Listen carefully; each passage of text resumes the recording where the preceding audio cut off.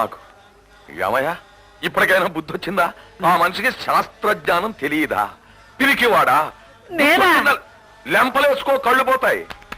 ఓహోహో నాయనా, నా పరీక్షకు నిలబడ్డావు, నా పరువు నిలబెట్టావు. ఓహో నిజంగా, ఓహో ఏమి అంతఃకరణ, ఏమి శాస్త్ర పరిజ్ఞానం, ఏమి ధైర్యం. హాహా నాయనా, నా కడుపు నిండిపోయింది. వస్తాను. పద వెళ్దాం.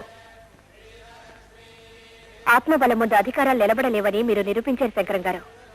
ఈ రోజు ఈ పిల్లలకు మీరు పంచింది ప్రసాదం కాదు, మీ ప్రేమ, రేపటికి కావలసిన ధైర్యం. ఇక రేపటి నుంచి ప్రసాదం కావాలంటే భక్తులు కూడా అనాథ శరణాలయాల్లో చేరాలండో. అంత పని జరుగుతుందని నా నమ్మకం. పాపం ఆ పూజారి గారు మాత్రం ఏం తప్పు చేశారని అనాథులకి ఆకలి తెరిచాడు, అంతే కదా. ఈవేళ అనాథలకు ఆకలి తీర్చాడు, రేపు ఆలయం పునాదులే లేపేస్తాడు. అంత మాత్రపు వాడేనండో. ఇన్నేళ్లుగా ఆ గుడి చుట్టూ